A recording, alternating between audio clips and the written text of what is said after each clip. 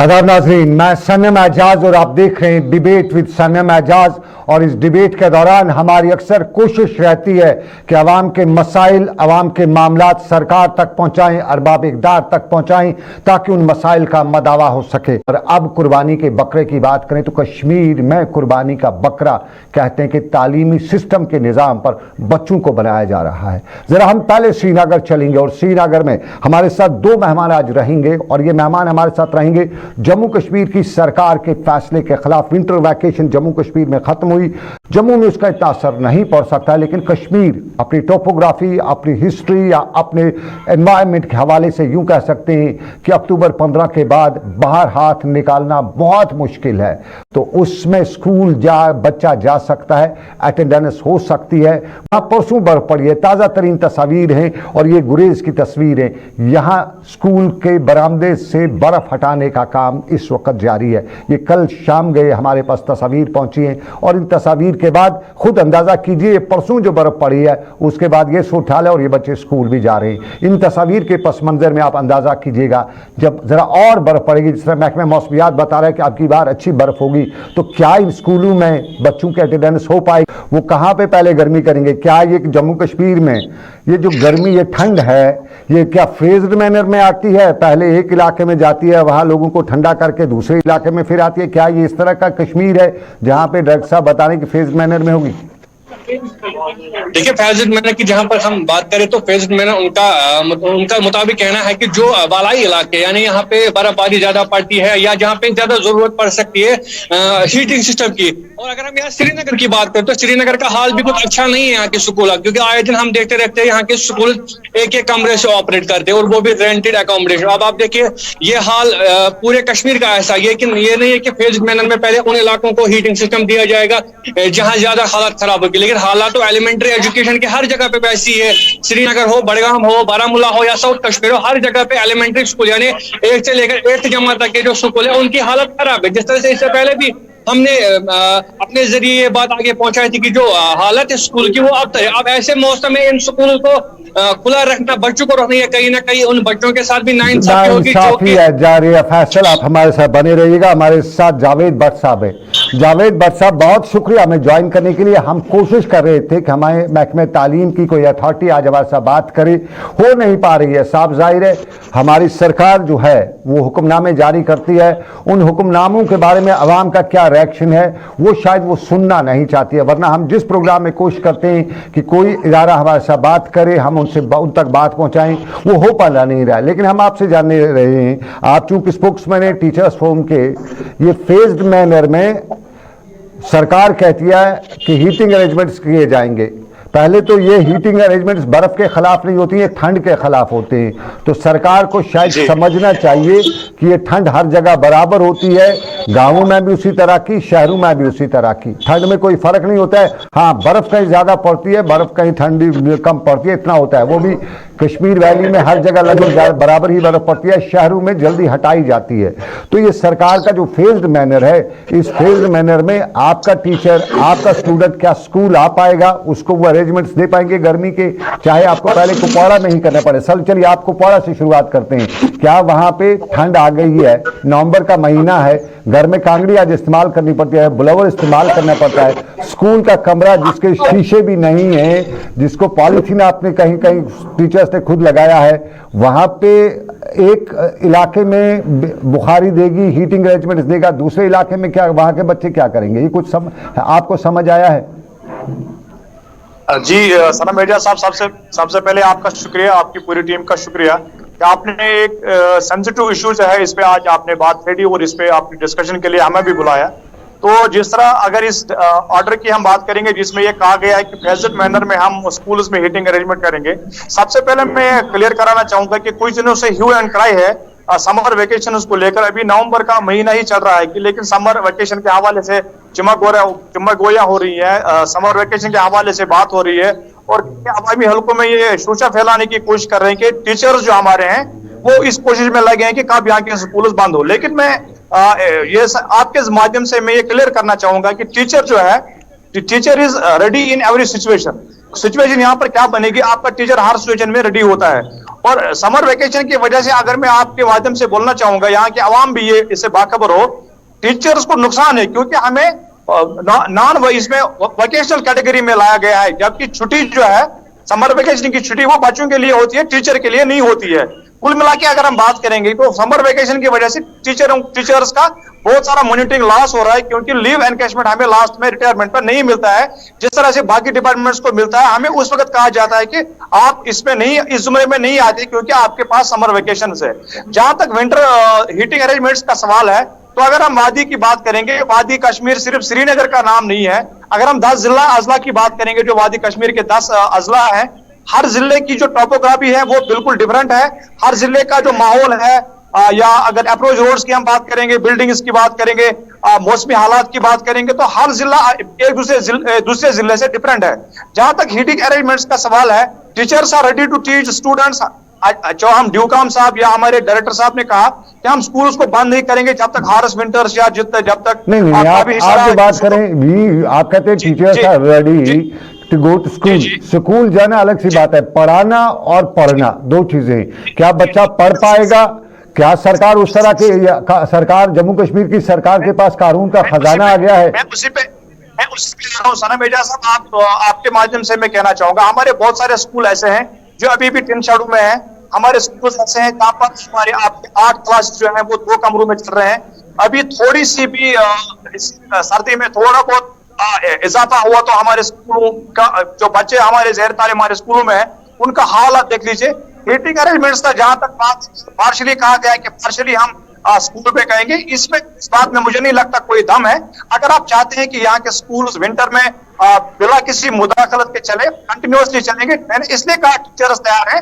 अगर सरकार इंश्योर करेगी कि हम बच्चों को वो वातावरण, अपने ऑफिसर्स की बात करेंगे, थोड़ा सा भी यहाँ पे बर्फबारी हो जाती है, हमारे ऑफिसर्स अपने दफ्तर में भी बुखारी के बगैर, हीटिंग अरेंजमेंट के बगैर काम नहीं कर पाते। तो मुझे नहीं लगता है कि वो कैसे इंश्योर कर पाएंगे कि यहाँ का बच्चा, और वो बच्चा जो डाउन टाउन बच्चा है, जो जिनके ऑलरेडी फैमिली इश्यूज हैं, जो पोर फैमिली से आते हैं, गरीब घरों से आते हैं, वो कैसे तालीम को जारी की बात। दूसरा जो आपके अप्रोच रोड्स है, पहाड़ों पे हमारे एरियाज में हमारे टीचर्स जाते हैं, क्या टीचर्स वहां पे जा पाएंगे? क्या बच्चे जा पाएंगे? चाहे हमारे मासूम वहां पहुंचेंगे तालीम हासिल करने के लिए? इस सिलसिले में हमने प्लान किया है कि हम डायरेक्टर साहब से फिजिकली भी मिलेंगे, कमिश्नर साहब से भी हम बात करेंगे, और अपना जो मौक़िफ़ है वो हम उनके सामने रखेंगे। तो आगे देखिए क्या सूरत हाल बनती है। जी सनम जी। जावेद साहब, आपने बताया आगे देखेंगे। कल मेरा बच्चा, किसी का बच्चा स्कूल जाता है तो वालिदैन के लिए तो अब अगर गॉड फॉरबिड, अल्लाह बचाए, किसी बच्चे को स्कूल में कोई जुकाम हो जाता है, कोई बीमार हो जाता है, अल्लाह बचाए किसी की बच्चे की मौत हो जाती है, ये तो बड़ा ह्यूज क्राइम वाला मामला बन जाएगा सरकार के खिलाफ। क्या सरकार के, मैं यूजुअली अब कश्मीर में एक और आदत होगी हमारे जो ब्यूरोक्रेट्स हैं, वो कहते हैं हुक्मनामा ऊपर से है, मुझे हमें पता नहीं है, यूजुअली कहा जाता है ये ऊपर वाले जो हैं उन तक ये बात कोई पहुंचाता है या नहीं? जी सनम जी, इसलिए मैं यहाँ पे 2 पहलू हैं। जब छुट्टियों की बात आ जाए, विंटर वेकेशन की बात आ जाती है, तो हम आमी हालतों में शूशा फैलाए जाते हैं कि टीचर्स के लिए अफोर्ड करते हैं, क्या जिस स्कूल को बंद कर लो, अब स्नो है, अब विंटर हार्श विंटर्स है, तो यहाँ पर टीचर्स के साथ साथ जो हमारे टीचर्स फोरम है, इसके साथ साथ यहाँ पर इस वक्त पेरेंट्स का भी रोल बनता है, सोसाइटी का भी रोल बनता है। क्योंकि हमारे स्कूलों में, अगर यहाँ गवर्नमेंट स्कूलों की बात या प्राइवेट स्कूलों की भी बात है, हर एक इंस्टीट्यूशन की बात है, क्योंकि इसी सोसाइटी के बच्चे, इन्हीं पेरेंट्स के बच्चे हमारे स्कूल में पढ़ते हैं। इस वक्त सोसाइटी को भी हमारे सपोर्ट में आगे आना चाहिए, और ताकि सरकार को ये बावर कराया जा सके, जो आप हवा में बातें करते हैं उन बातों पर ग्राउंड लेवल पर क्या असर है और क्या इंप्लीमेंटेशन 100% होगी या नहीं होगी। मुझे नहीं लगता कि हारिश विंटर्स में आप यहाँ के स्कूल को चला पाएंगे, क्योंकि अगर किसी के बच्चे के साथ कुछ कल हो जाता है तो सबसे पहले जब आप मोर्द इल्जाम ठहराते वो तो आप टीचर को ही ठहराते कि आपने ऐसा नहीं किया होगा, आपने ऐसा नहीं किया होगा। मुझे नहीं लगता इन हारिश विंटर्स में, जब यहाँ नेचुरल क्लाइमेटिक, जब यहाँ नेचर करवट बदलता है, तो उस वक्त एडमिनिस्ट्रेशन का आपको पता ही है क्या सिस्टम यहाँ पे होता है। तो इस वक्त आप लोगों के बाकी मसले में एक और पॉइंट मैं रोकना चाहूंगा आपके साथ। सरकारी स्कूलों में मुझे नहीं लगता है हमारी सरकार के पास कानून का कोई खजाना आ चुका है जो इतना वो इन्वेस्टमेंट करेगी और इतना हीटिंग अरेंजमेंट्स देगी। हो सकता है गैस सिलेंडर 1-2 दे दिए तो दे दिए, वरना हम जानते हैं कितना कहा जाता है, प्रैक्टिकली कितना होता है। लेकिन प्राइवेट स्कूल जो है, चूंकि ऑलरेडी प्राइवेट स्कूलों का जो सिस्टम है उसमें महंगाई भी है, उनकी अपनी मजबूरी भी है, लेकिन अब उनको एक और मौका मिल गया। अब कल ही से 4-4 हज़ार रुपए का बिल आना शुरू हो गया है प्राइवेट स्कूलों का कि उनको हीटिंग अरेंजमेंट्स के लिए 4,000 रुपया, एक बाप को 3,000 रुपया, वो एज पर स्कूल है, किसी ने 2,000 कर दिए, किसी ने 3,000 4,000। एक पेरेंट पे भी प्राइवेट स्कूल में एक और बर्डन आ गया। और फिर आपने भी बात की, मैं आपकी बात को कर रहा हूं, आपने कहा कुछ लीव इंटाइटलमेंट कुछ है आपका, ये विंटर वेकेशन का कुछ नहीं, यानी कुछ और भी आपको, फिर आप तो अगली डिमांड अब टीचर्स की भी होगी कि हमारा जो लीव इंटाइटलमेंट है उसमें भी पैसा दे दो, यानी पैसा तो और आप भी मांगेंगे ना, फिर तो टीचर भी मांगना शुरू कर देंगे और पैसा। जी जी जी सनम जी, वो ये मैंने इसलिए कहा कि लीव एनकैशमेंट की बात जब चलती है तो हमें उस वक्त कहा जाता है कि आपके पास विंटर वेकेशन है, इसलिए आपको इस आपकी जो नॉन वेकेशन सपने पे नहीं आते हैं।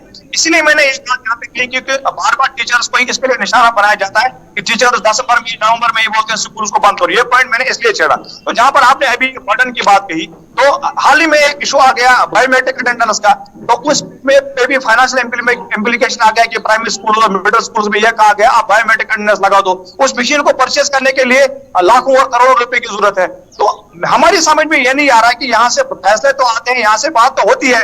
नहीं, उसका से देखिए अटेंडेंस हम टीचर से लेंगे, अटेंडेंस के लिए मैं भी लूंगा, हर बच्चा भी लेगा, हर पेरेंट भी लेगा अटेंडेंस पे हम टीचर की, क्योंकि मैं बहुत से ऐसे स्कूलों को जानता हूं। मैंने परसों भी प्रोग्राम में कहा कि मैं 2 लोगों के फैसलों को बहुत ज्यादा लेता हूं। एक फैसला नईम अख्तर इमराबी का, जब वो एजुकेशन मिनिस्टर थे, बहुत ज्यादा उनका वो अटेंडेंस का फैसला था और बहुत काबिल तारीफ था। और आज के एलजी मनोज सिन्हा जो अटेंडेंस पे ध्यान दे रहे हैं, खासतौर पे हमारे स्कूलों के हवाले से, उस पर हम कोई कंप्रोमाइज नहीं करेंगे। हमारा कोई भी टीचर स्कूल नहीं आएगा, उसके खिलाफ सख्त कार्रवाई होनी चाहिए। लेकिन मैं एक मुद्दा, या वो जो अटेंडेंस की वो मशीन है वो सरकार का काम है, कहां से लाएगी, लेकिन यहां पे फाइनेंशियली क्या एक और बर्डन आप कल क्रिएट तो नहीं करेंगे सरकार पे?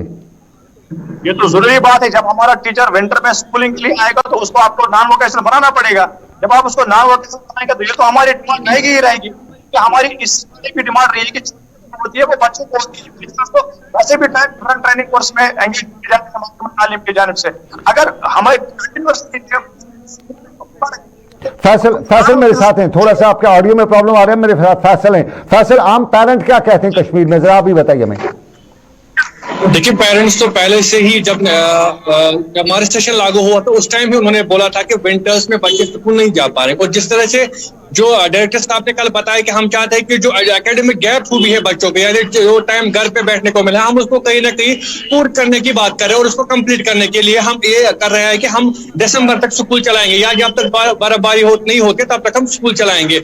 लेकिन यहाँ पे एक और पॉइंट है कि जैसे मार्च सेशन आया है उसमें भी करीब 4-5 महीने ऐसे हैं जो कि बच्चों को घर में बैठना है, उनको एग्जाम देना, उसके बाद काफी टाइम उनको देना पड़ता है कि वो घर में बैठे। वो तो ऐसे आप देखिए वालिदैन पहले ही परेशान है कि पहले ही 4-5 महीने बच्चों के जाया होंगे। आप जैसे अब विंटर्स की बात है, खासकर छोटे बच्चों का, आप खुद ही देखते वालिदैन इतनी केयर करते हैं अपने बच्चों को, कैसे वो बर्फबारी सर्दी में अपने बच्चों को स्कूल भेजेंगे। ये तो बहुत बड़ा आलमिया है और बहुत बड़ा सवाल निशान है इंतजाम पर, खासकर डायरेक्टर स्कूल एजुकेशन पर, क्योंकि उनको पहले प्रॉपर प्लानिंग के जरिए ये बताना, अगर मेरे पास हीटिंग सिस्टम है तभी मैं इस तरीके से ऑर्डर निकालूंगा, इस तरीके से स्टेटमेंट दूंगा कि बच्चों को स्कूल आना है। लेकिन जब उनके पास कोई, क्या उसमें कोई लीनियंसी नहीं हो सकती? ये सबसे बड़ा सवाल है। और इसी सवाल के पस मंजर में कश्मीर का जाड़े का मौसम, और इस जाड़े के मौसम में आपको याद होगा कल ही गांधरबल के डीसी ने ऑर्डर निकाला था कि इलेक्ट्रिक अप्लायंसेस जितने भी हैं वो बैन की जाती हैं, ब्लैंकेट बैन की जाती हैं। और जब उमर अब्दुल्ला ने ट्वीट किया कि डीसी साहब आप अपने दफ्तर का एसी, अपने कमरे का एसी बंद कर दें, उसको निकाल दें, तो फटाफट डीसी साहब ने अपना ऑर्डर रिवोक कर दिया। तो जब अपने पे बात आई तो तब रिवोक, पब्लिक की बात आई तो तब हुक्म हाकिम। तो इसी हुक्म हाकिम के तौर पे कश्मीर की जियोग्राफी भी सरकार को देखनी पड़ेगी। और सरकार जम्मू कश्मीर में जब हुक्मनामे बनाती है तो कहीं ना कहीं ऑन बोर्ड ऐसे लोगों को भी लेना चाहिए जो ग्राउंड की सिचुएशन से वाकिफ हैं। आज सरकार कहती है कि हम विंटर वैकेशन नहीं करेंगे, ठीक है, लेकिन विंटर वैकेशन ना करने के बाद क्या एक और मुसीबत, एक और बवाल सवाल के सरकार के सामने खड़ा नहीं हुआ? और गॉड फॉरवर्ड अगर कहीं पे किसी बच्चे को कोई जानी नुकसान हुआ तो क्या सरकार उस जानी नुकसान की भरपाई करेगी? क्योंकि अगर वो कुदरती मौत भी उसका कुछ नुकसान, कुदरत के कहर से कोई नुकसान हो जाता है, लेकिन इल्ज़ाम सीधा सरकार पे आएगा। तो सुनिए, सरकार, मामला जम्मू कश्मीर के हैं और इन जम्मू कश्मीर में कई मामला बहुत सेंसिटिव भी हैं, और जब मामला सेंसिटिव हों तो ज़रा सेंसिटिवनेस दिखानी चाहिए। मशवरा सरकार को, मर्जी सरकार की। लेकिन आपको नाज़रीन चलते चलते वक्त अख्ताम पसीर हुआ चाहता है। मैं जम्मू में था और जम्मू के पुराने शहर यानी जम्मू के गुजर नगर या आसपास के इलाके में एक बड़ी जामिया मस्जिद है, जिसके आसपास अच्छी खासी तादाद में पिलग्रिमेज जो टूरिस्ट हैं वो भी आते हैं। जम्मू से लेकर कश्मीर तक के लोग वहाँ पे जाते हैं, नमाज जुमे की होती है, साथ में वहाँ होटल इंडस्ट्री बाकी चीज़ें, वहाँ अच्छी खासी तादाद में लोग आते हैं। लेकिन जामिया मस्जिद के आसपास के इलाके में जम्मू कश्मीर बैंक की इतनी नाफरमानी है कि कहीं दूर दूर तक ATM भी नसीब में नहीं है। मुकामी लोगों से जब मैंने बात की तो सबने कहा कि हम कई बार जम्मू कश्मीर बैंक से गए थे, मिले थे, उनको बताया था कि हम बिल्डिंग देने को तैयार है, एक छोटा सा 5 बाय 5 का कमरा आपको चाहिए, आप वहां पे ATM इंस्टॉल कर सकते हैं। लेकिन जम्मू कश्मीर बैंक न जाने इस सारे इलाके को किस नज़र से देख रहा है। क्या वो इलाका जम्मू का ही हिस्सा है, ये शायद जम्मू कश्मीर बैंक के ओहदेदारों को मालूम नहीं। अगर मालूम नहीं है तो हम बता देते हैं, बिल्कुल जनाब, ये जम्मू म्यूनिसिपल लिमिट्स में आता है और बिल्कुल सरकार के बड़े द्वार के सामने आता है। तो एक ATM बैंक अगर वहाँ पे भी हो जाता तो बात पते के निकल जाती, होटल वालों का भी फ़ायदा हो जाता, वहाँ के बिजनेस करने के लिए लोग जाते हैं, दूर दराज इलाकों से वहाँ लोग रहने के लिए आते हैं, गेस्ट वगैरह, तो उनकी भी बात हो पाती। लेकिन आपको बताएं, देख रहे थे आप डिबेट सनम के साथ। फिलहाल आज के डिबेट में इतना ही, दीजिए इजाज़त, फिर होगी आपसे मुलाकात। आज इतना ही, रखिए अपना ख्याल, अल्लाह हाफिज़।